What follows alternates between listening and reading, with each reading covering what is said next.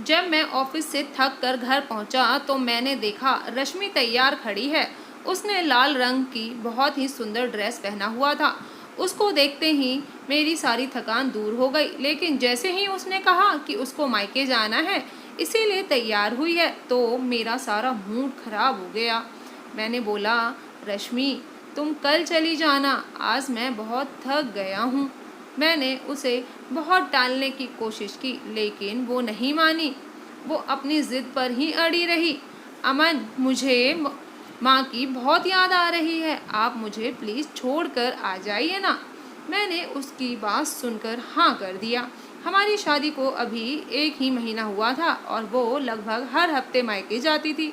फिर भी उसका मन नहीं भरता था और मैं क्या कर सकता था। मुझे रश्मि से बेइंतहा मोहब्बत हो गई थी, इसीलिए उसकी किसी भी बात को टालना मुश्किल हो जाता था। मेरा मन ना होते हुए भी मैंने उसको थोड़ा इंतज़ार करने को कहा और मैं फ्रेश होकर उसको उसके मायके पहुंचाकर घर आ गया। उसने मुझे कहा था कि मैं उसे रात तक लेने आ जाऊं। मैं जल्दी से वापस लौटा क्योंकि मैं बहुत थका हुआ था और आज मेरी तबीयत भी खराब लग रही थी, लेकिन मैं रश्मि को इस बारे में बता नहीं पाया। मैंने जैसे ही अपनी कार अपने घर के गेट के सामने रोकी तो मेरी नज़र अपनी पड़ोसी के छत पर गई। तो मुझे बहुत आश्चर्य हुआ और एक झटका लगा क्योंकि पड़ोसी की छत पर एक ड्रेस लटकी हुई थी। बिल्कुल वैसी ड्रेस मैंने रश्मि को पहने हुए देखा था। बिल्कुल वही रंग और वही प्रिंट। मैं बहुत देर तक देखता रहा था। बिल्कुल वही रंग था। कैसा इत्तेफाक है। फिर भी मैंने मन ही मन सोचा, हो सकता है रश्मि ने और भाभी ने एक साथ शॉपिंग की होगी, इसीलिए हो सकता है एक जैसी ड्रेस खरीदी हो। मैं इसी ख्यालों में खोया हुआ था कि चौकीदार ने गेट खोला। मैं कार अंदर लेकर गया और नौकर से बोला कि कोई मुझे डिस्टर्ब ना करे, मैं थोड़ी देर आराम करने वाला हूँ। उस दिन मैंने इस बारे में ज़्यादा नहीं सोचा। मैं रात को रश्मि को घर वापस लेने गया था, लेकिन मैं उसको ये बात बताना भूल गया कि यही सेम ड्रेस हमारी पड़ोस वाली भाभी के पास भी है। लेकिन 2 दिन बाद मेरे हैरानी की इंतहा न रही जब मुझे बताया कि वह अपने मायके जाना चाहती है क्योंकि आंटी की तबीयत ठीक नहीं है। इस वक्त वो नीले रंग की बहुत खूबसूरत ड्रेस में थी। मैंने प्यार भरी नज़रों से उसकी तरफ देखा। वो आज भी बहुत सुंदर लग रही थी। थोड़ी देर बाद मैंने उसको उसके मायके पहुंचाया, लेकिन जैसे ही मैं घर वापस आया तो मैं दंग रह गया क्योंकि मेरे पड़ोसी के टेरेस पर आज भी वही ड्रेस लटक रही थी जैसी रश्मि आज पहन के मायके गई थी। ऐसा कैसे हो सकता था? मुझे बहुत अजीब लगा, लेकिन मैंने इस बार सिर्फ एक इत्तेफाक समझा और अपने काम पर लग गया। लेकिन जब ये तीसरी बार हुआ तो मेरी सोच शक में बदल गई। ऐसा तो नहीं कि रश्मि मायके का बोलकर मेरे पड़ोसी के घर जाया करती है, लेकिन ऐसा कैसे हो सकता है? मैं खुद तो उसको अभी अभी मायके छोड़कर आया था और उसका मायका तो बहुत दूर भी था। ये सब इतनी जल्दी कैसे हो सकता है? लेकिन मुझसे उस दिन रहा नहीं गया और मैंने अपनी ससुराल की तरफ कार दौड़ाई और मैं जैसे ही वहां पहुंचा तो रश्मि उसी ड्रेस में थी। वो मुझे देखकर हैरान रह गई। उसने हैरानी से पूछा तो मैं कुछ शर्मा सा गया और मन ही मन खुद को टोकने लगा। मैं कितनी बेवकूफ़ी भरी बातें सोच रहा था। रश्मि के माता पिता का घर तो बहुत दूर था, भला वो वहाँ कैसे जा सकती थी? मैंने मन ही मन खुद को धिक्कारा और घर वापस लौट आया। जब घर आया तो मैंने अपने पड़ोसी आकाश की छत की तरफ ध्यान से देखा, जहाँ अभी तक वही ड्रेस टंगी हुई थी। मुझे एक पल के लिए भी चैन नहीं आ रहा था। इत्तेफाक 1-2 बार हो सकता है, लेकिन बार बार नहीं हो सकता। पर मुझे ये बात अपनी जुबान पर लाने में डर लगता था कि मेरी शादी को अभी दिन ही कितने हुए थे और मेरी बातों से रश्मि को कितनी तकलीफ़ पहुँचेगी। ये सब सोचकर मैं चुप रह गया। मुझे वो दिन याद आ रहा था जब मैं रश्मि को दुल्हन बनाकर घर लाया था। उसी दिन मेरा पड़ोसी आकाश मुझे बधाई देने आया था और उसने माफ़ी भी मांगी थी कि वो शादी में नहीं आ पाया था क्योंकि आज के ही दिन उसकी भी शादी हुई थी। उसकी बात सुनकर मुझे सुखद आश्चर्य हुआ था। सच में मैंने भी मुस्कुराकर गले लगाकर उसको शादी की बधाई दी थी। उसके लाए हुए डब्बे से मुझे एक लड्डू जबरदस्ती खिलाया था उसने। वो बहुत खुश लग रहा था अपनी शादी से। खैर मैं भी तो बहुत खुश था अपनी शादी से, अब क्योंकि मेरी भी लव कम अरेंज मैरिज हुई थी रश्मि से। जब मैंने पहली बार रश्मि को देखा था तभी अपना दिल दे बैठा था। वो मेरी सेक्रेटरी से मिलने मेरे ऑफिस आई थी। वो सेक्रेटरी मीनल की दोस्त थी और उन दोनों को शॉपिंग के बाद एक लंच पर जाना था, जिसके लिए मीनल ने पहले ही मुझसे छुट्टी ले ली थी। संयोग से उसी वक्त मुझे ऑफिस से कहीं जाना था। जैसे ही मैं अपने केबिन से निकला मेरी नज़र रश्मि पर गई और फिर मैंने उसे देखा और देखता ही रह गया। वो इस तरह मुझे खुद की तरफ देखते हुए देखकर थोड़ी असहज महसूस करने लगी और मैंने जल्दी से अपनी नज़रों का रुख दूसरी ओर मोड़ लिया। मैं ना चाहते हुए भी वहाँ से निकल गया और जैसे ही मैंने पीछे मुड़कर देखा तो वो दोनों मेरी पीछे बातें करते हुए बाहर निकली थी। रश्मि और मीनल की किसी बात पर खिलखिलाकर हंस रही थी और उसके लंबे बाल उसके चेहरे पर आ रहे थे, जिन्हें वो बार बार पीछे कर रही थी। मैंने मौका न गंवाते हुए मीनल से पूछ लिया, अगर तुम चाहो तो मैं तुम्हें लिफ्ट दे देता हूँ, क्योंकि मुझे भी उसी तरफ जाना था। मैंने झूठ बोला था जबकि मुझे दूसरी तरफ जाना था, मगर दिल के हाथों मजबूर होके मैंने ऐसा किया था। मेरी बात पर मीनल बहुत खुश हुई और रश्मि का हाथ पकड़कर कार में बैठ गई, लेकिन रश्मि बहुत झिझकते हुए बैठी थी। मेरा दिल हवा में उड़ने लगा था और मैं उसको मिरर से देख रहा था। मैंने उसी दिन फैसला कर लिया था कि मैं अपना जीवन साथी सिर्फ और सिर्फ रश्मि को ही बनाऊंगा। मैं उसकी मोहब्बत में इस तरह कैद हो चुका था कि मुझे सब्र नहीं हो रहा था और मैंने मीनल से 2 दिन बाद ही अपने मन की बात कह दी। मीनल मेरी बात सुनकर बहुत खुश हुई थी और मीनल ने मुझे बताया था कि रश्मि एक लोअर मिडिल क्लास फैमिली से है और जॉब करके अपने माता पिता और भाई बहनों की देखभाल करती है। मैंने मीनल से बोला था कि मुझे रश्मि के बैकग्राउंड से कोई मतलब नहीं है, बस मुझे वो पसंद आ गई है। आप मुझे इतना बता दो मैं कब उनके घर जा सकता हूँ। मैंने पूछा तो उसने मुझे जल्दी ही बताने का वादा किया। कुछ ही दिनों में मीनल ने मुझे बता दिया तो मैं अपनी माँ को लेकर रश्मि के घर चला गया, जहां हमारा बहुत अच्छे से स्वागत किया गया। पहले ही मुलाकात में हमारा रिश्ता मंजूर कर लिया गया। मेरी खुशी का तो ठिकाना ही नहीं था। मेरी माँ भी तैयारी में जुट गई थी, क्योंकि वो मेरे साथ नहीं रहती थी। उनका अपने घर के सिवा कहीं भी मन नहीं लगता था, जबकि मैं जॉब की वजह से मुंबई में रहता था, जहाँ मैं एक बहुत ही बड़ी कंपनी में एक बहुत ही बड़ी पोस्ट पर था। ये कार बंगला सब मुझे कंपनी की तरफ से ही मिला हुआ था। मेरा बहुत अच्छा पैकेज था और बोनस वगैरह भी मिलता था। अगर मुझे कंपनी के किसी काम से मुझे देश से बाहर जाना होता था तो उसका भी मुझे ज़्यादा पैसा मिलता था। मैं अपनी जॉब और लाइफ स्टाइल से बहुत खुश था। जब से रश्मि मेरी ज़िंदगी में आई थी तो ज़िंदगी में कोई कमी ही नहीं लगती थी। मैं हर वक्त भगवान का शुक्रिया अदा करता था। रश्मि मेरा बहुत ख्याल रखती थी और हर तरीके से वो एक बेहतर लाइफ पार्टनर साबित हुई थी। लेकिन जब से ये ड्रेस वाला सिलसिला शुरू हुआ था मेरी तो रातों की नींद हराम हो गई थी। मैं रश्मि से बात भी नहीं कर पाता था और वो जब भी मायके जाने का नाम लेती मुझे गुस्सा आने लगता था। एक दिन मैं गुस्से में चिल्ला उठा, सारे दिन तुम माँ के घर जाने का सोचती रहती हो, एक बार भी मेरे बारे में नहीं सोचती कि मैं क्या चाहता हूँ। गुस्से में मेरी आवाज़ तेज़ हो गई, जिससे रश्मि डर गई थी। क्या हुआ अमन, मुझसे कोई गलती हुई है क्या? वो डर से रोने लगी और उसके चेहरे पर डर के निशान साफ दिख रहे थे, जैसे उसने कोई भूत देख लिया हो।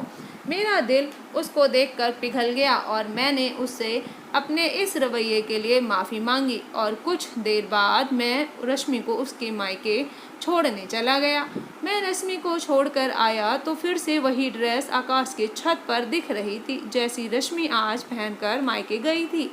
अब मुझे डर लगने लगा था और मुझे ऐसा लग रहा था जैसे कोई मेरे सर पर हथौड़ा मार रहा हो। अब हर बार मैं वापस अपने ससुराल सच्चाई जानने जाता, रश्मि और उसके घर वाले मुझे अजीब सी नज़रों से देखते थे। मैं कोई ना कोई बहाना करके वापस चला आता। अब तो रश्मि भी मुझसे नाराज़ रहने लगी थी। मैं सारे दिन चिड़चिड़ा सा रहने लगा था। अब तो ऑफिस में भी लोग मेरी शिकायतें करने लगे थे, मगर मेरी ये जॉब चली जाती तो मैं कहीं का नहीं रहता।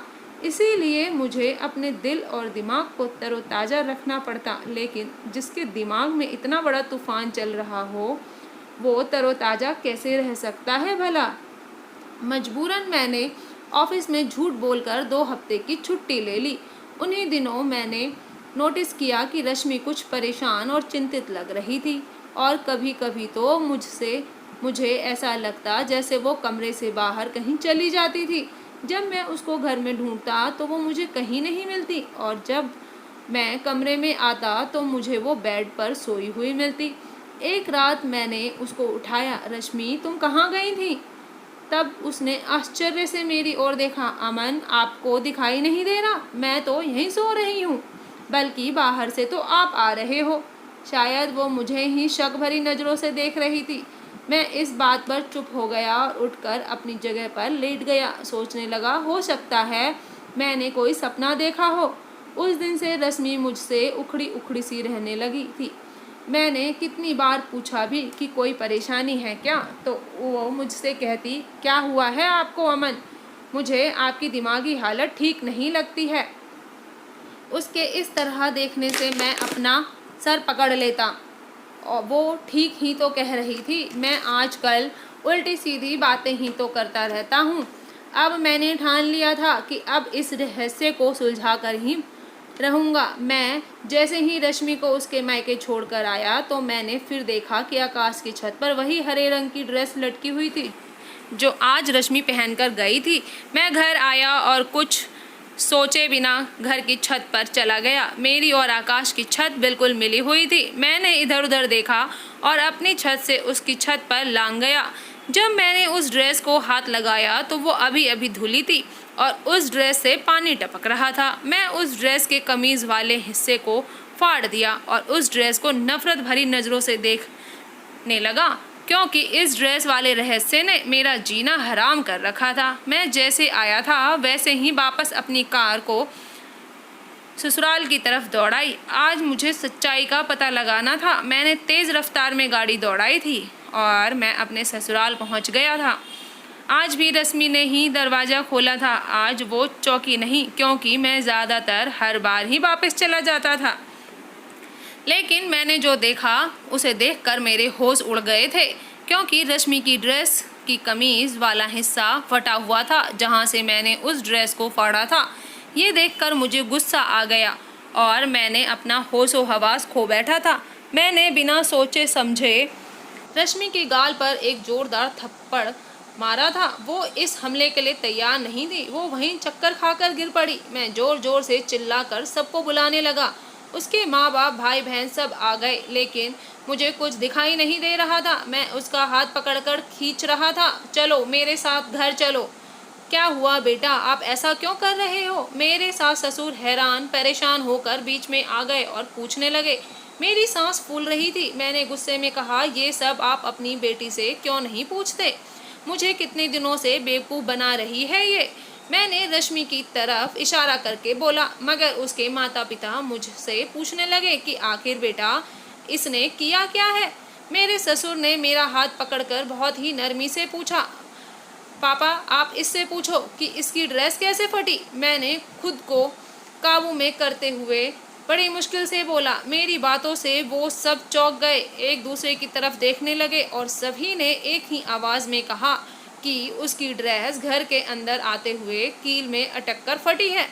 रश्मि अभी तक ज़मीन में बैठे हुए आंसू बहा रही थी। मैंने बोला, ऐसा कैसे हो सकता है? आप सब मिले हुए हैं, इसके झूठ में साथ दे रहे हैं। अब मैं अपने होश में नहीं था। मैं रश्मि को खींचते हुए वहाँ से लेकर चल दिया और उसकी माता पिता गिड़गिड़ाते रहे, लेकिन मैंने उनकी एक ना सुनी और रश्मि को लेकर चल दिया। रश्मि पूरे रास्ते रोती रही, लेकिन मुझे उस पर अब बिल्कुल भी दया नहीं आ रही थी।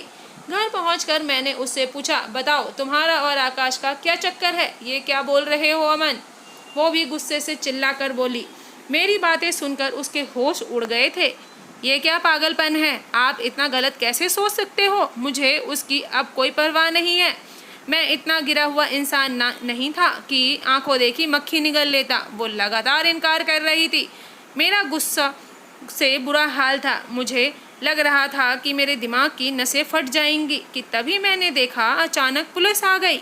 एक महिला कांस्टेबल ने रश्मि का हाथ मेरे हाथ से छुड़ाकर उसको सोफे पर बैठा दिया और उसका बयान लेने लगी। मैं गुस्से में चिल्लाकर बोला, ये क्या है? एक महिला कांस्टेबल ने हंसकर बोला, ये तो तुझे थाने जाकर पता चलेगा बेटा। और मुझे पुलिस घसीटते हुए ले जा रही थी, जबकि रश्मि की आवाज़ मेरे कानों में गूंज रही थी कि मेरा पति पागल है, इसको पागलपन के दौरे पड़ते हैं, ये मुझे पहले दिन से ही मारता पीटता है। रश्मि पुलिस को बताए जा रही थी और मुझे मेरे कानों पर भरोसा नहीं हो रहा था। मैंने जिसे दिलो जान से चाहा था वो मेरे बारे में ऐसा कैसे बोल रही है? वो ये सब क्या बोल रही थी? मुझे कुछ समझ नहीं आ रहा था। आज मेरा हवालात का दूसरा दिन था। रश्मि ने एक बार भी मुझे पलट कर नहीं देखा था। मुझे उस बात पर बिल्कुल भी विश्वास नहीं हो रहा था जो उसने पुलिस को बताई थी कि मैं दिमागी मरीज़ हूँ, मुझे पागलपन के दौरे पड़ते हैं। मैं उसे पहले दिन से ही मारता पीटता हूँ और ना जाने कितने जुल्म करता हूँ। उसका कहना था कि रश्मि ने कभी भी अपने माता पिता को ये बातें नहीं बताया था, लेकिन उन्होंने पहली बार ये सब अपनी आंखों से देखा था। सोचने वाली बात यह है कि उस रात पुलिस को आकाश ने कॉल किया था, जो कि मेरा पड़ोसी था, जिसकी वजह से ये सब सिलसिला शुरू हुआ था। मुझे बहुत आश्चर्य हो रहा था कि ये सब क्या है। रश्मि ने मुझ पर केस फाइल किया था, ना जाने क्या क्या आरोप लगाए थे मुझ पर। मेरे मम्मी पापा बार बार कोशिश कर रहे थे कि मेरी ज़मानत हो जाए, लेकिन मेरी ज़मानत नहीं हो पा रही थी। पुलिस के अनुसार मेरा मेडिकल चेकअप होना था और रिपोर्ट आने के बाद ही मेरी ज़मानत हो सकती थी। 2 दिन बाद मेरा मेडिकल चेकअप हुआ और मनोचिकित्सक ने मुझसे कुछ सवाल किए, जो मैंने उनको सारा किस्सा सुनाया, जिसको सुनकर डॉक्टर भी मुझे अजीब सी नज़रों से देखने लगा, जैसे कि मैं कोई पागल हूँ। और उनके इस तरह से देखने पर मुझे अचानक से गुस्सा आ गया। आपको क्या लगता है मैं पागल हूँ? मैंने गुस्से से बोला। तो वो मुझे समझाने लगी कि मिस्टर अमन, ऐसा कैसे हो सकता है? आप जो किस्सा बता रहे हैं वो एक नामुमकिन सी बात लगती है। इत्तेफाक 1 या 2 बार हो सकता है, लेकिन बार बार नहीं। वो बहुत ही आराम से कह रहा था, लेकिन मेरी ही सांसें बढ़ने लगी थी। डॉक्टर साहब, मैं आपको यही बात तो समझाना चाहता हूँ कि इत्तेफाक नहीं था, मैं अपने आप पर काबू नहीं कर पा रहा था। और डॉक्टर ने मेरी बात में हाँ मिलाकर मुझे शांत कराया था, जबकि मेरी रिपोर्ट में उन्होंने मुझे एक मानसिक रोगी ही लिख दिया था, जिसके परिणाम स्वरूप मुझे जज ने एक मेंटल हॉस्पिटल में 2 महीने के लिए भेज दिया था। मैं वहाँ चीखता चिल्लाता रहा, मैं पागल नहीं हूँ, लेकिन मेरी बातों का किसी को कोई फ़र्क नहीं पड़ा। सब मुझे तरस भरी नज़रों से देख रहे थे। हॉस्पिटल में सब मुझे देखकर यही बात करते कि देखो ना, कितना सुंदर नौजवान लड़का है। ना जाने किस बात का सदमा लगा कि अपने होश में नहीं है। एक नर्स ने मुझे देखकर दूसरी नर्स से कहा कि देखो ना, कैसे बेसुध बैठा है। इन 2 महीनों में मेरे साथ ना जाने क्या क्या हुआ था। ये सब कुछ मुझे समझ में नहीं आ रहा था। अब तो मुझे लग रहा था कि क्या मैं सच में पागल हो गया हूँ। मुझे पागल खाने में 1 हफ्ता हो चुका था। मुझसे कोई मिलने आया था। जब मैं मिलने वाली जगह पर गया तो देखा वहाँ आकाश और रश्मि खड़े थे। उनको देखकर मुझे जोर का झटका लगा था। तुम दोनों एक साथ? मेरे मुंह से बस इतना ही निकला था। हाँ अमन, हम दोनों एक साथ इसीलिए आए हैं ताकि हम तुम्हें तुम्हारी गलती बता सकें। तुम्हें प्रिया याद है? मैंने आश्चर्य से पूछा। कौन प्रिया? हाँ, तुम्हें क्यों याद होगी? तुमने कॉलेज से लेकर यूनिवर्सिटी तक ना जाने कितनी लड़कियों को अपने प्यार के जाल में फंसाया होगा, जिसमें से एक लड़की प्रिया थी, जो कि मेरी छोटी बहन थी। वो बाकी लड़कियों से अलग थी। वो बहुत ही नर्म दिल इंसान थी। वो तुम्हारे टाइम पास को सच्ची मोहब्बत समझ बैठी थी और तुमने उससे शादी करने से इनकार कर दिया था। तुमने उसको कहा था कि तुम उसको अपना अच्छा दोस्त समझते थे और कुछ नहीं। ये सुनकर उसका दिल टूट गया था। उस लड़की ने छत से कूदकर अपनी जान देने की कोशिश की थी, जिसमें वो बच गई, लेकिन वो हमेशा हमेशा के लिए अपाहिज हो गई। अब उसकी ज़िंदगी सिर्फ दवाइयों पर चल रही है। मैं जब भी उस आदमी से मुझे नफ़रत होती थी, मुझे बहुत गुस्सा आता था। फिर एक दिन मुझे प्रिया की डायरी मिल गई। उस डायरी में तुम्हारे बारे में सब पढ़ा, जिसमें उसने सब कुछ लिखा था। उसी दिन मैंने खुद से एक वादा किया था कि मैं तुम्हें बर्बाद कर दूंगा। सबसे पहले तो मैंने तुम्हारे घर के बगल में घर खरीदा और रश्मि, जो मेरी ही ऑफिस में काम करती थी, उसकी बहुत ही छोटी जॉब थी। उसके घर का खर्चा बड़ी मुश्किल से चलता था, लेकिन रश्मि बहुत ही खूबसूरत थी, इसीलिए मैंने उसको बहुत बड़ी रकम के बदले ये सब नाटक करने को कहा था। और मेरी खुशी का ठिकाना नहीं था जब तुमने पहली नज़र में ही रश्मि को पसंद कर लिया था। मुझे पता था कि तुम रश्मि जैसी खूबसूरत लड़की को कभी इग्नोर नहीं कर पाओगे। तुमने रश्मि से शादी कर ली और मैंने अपने प्लान को अंजाम देना शुरू कर दिया। पहले तो तुमने कितने दिन तक मेरे घर की तरफ नहीं देखा। फिर एक दिन तुम्हारी नज़र मेरे छत की तरफ गई और वहीं से तुम्हारी बर्बादी का सफ़र शुरू हुआ। यही नहीं, मैंने रश्मि को कुछ दवाइयाँ भी दी थी, जिससे तुम्हें बात बात पर गुस्सा आता रहे और लोग तुम्हें पागल समझने लगे। ये सब बात बताते हुए आकाश बहुत खुश हो रहा था, जबकि रश्मि वहाँ चुपचाप खामोश खड़ी थी। मुझे धीरे धीरे सब कुछ समझ आ रहा था। अब मुझे गुस्सा नहीं आया करता था, क्योंकि मैं शुरू से ही शांत स्वभाव का आदमी था और ये सब कुछ मुझे आकाश की दी हुई दवाइयों की वजह से होता था। ये मुझे शांत करने की दवाई दी जा रही थी और आकाश वाली दवाई का असर ख़त्म हो गया था। अब मुझे पागलपन के दौरे नहीं पड़ते थे और ना ही गुस्सा आता था। आज मैं अपने पूरे होशो हवास में था। मैंने बड़ी मुश्किल से अपना मुंह खोला और बोला, प्रिया के साथ जो हुआ मुझे उसका बहुत अफसोस है, लेकिन तुमने बहुत बड़ी भूल कर दी। मैं और प्रिया, हम दोनों क्लासमेट थे। हमारी तो कभी हाय हेलो तक नहीं हुई, लेकिन वो जिस अमन को चाहती थी वो हमारा सीनियर था। वो हर वक्त फाइनल ईयर के अमन के साथ दिखती थी, जो कि एक अमीर बाप की बिगड़ी हुई औलाद थी, और वो हर रोज़ एक नई लड़की को फंसाता था। मुझे कुछ पता नहीं था कि प्रिया ने यूनिवर्सिटी आना बंद क्यों कर दिया, और मैंने जानने की कोशिश भी नहीं की, क्योंकि मुझे अपने पढ़ाई से मतलब रहता था। अब तुमने प्रिया की डायरी पढ़कर मुझे दोषी समझ लिया। मेरी बदकिस्मती थी कि मैं प्रिया की क्लास में था, तो तुमने मुझे ही गुनहगार समझ लिया। कम से कम एक बार किसी से तो पूछ लेते। मेरी ज़िंदगी बर्बाद करने यहाँ आ गए। मैं सदमे में आ गया था और दर्द से परेशान था। मुझे उस गलती की सज़ा मिल रही थी जो मैंने कभी की ही नहीं थी। मेरी बातें सुनकर आकाश और रश्मि सदमे में आ चुके थे। दोनों के चेहरे देखने लायक थे और मैं संतुष्ट था कि मैंने कोई गुनाह नहीं किया। वो दोनों अपने किए पर शर्मिंदा थे और वहाँ से चले गए। मुझे भी 2 दिनों के बाद छोड़ दिया गया। आकाश और रश्मि ने अपना गुनाह कबूल कर लिया था। जब मुझे पता चला तो मैंने अपने वकील से बात की और उन दोनों को माफ़ कर दिया। मैं जानता था कि दोनों ने अपराध किया था, लेकिन रश्मि ने गरीबी से परेशान आकर ये ऑफ़र कबूल किया था, क्योंकि उसके पापा के इलाज और दवाइयों का खर्चा और घर का खर्चा पूरा नहीं कर पा रही थी। और आकाश ने अपनी बहन के प्यार में ये सब किया था।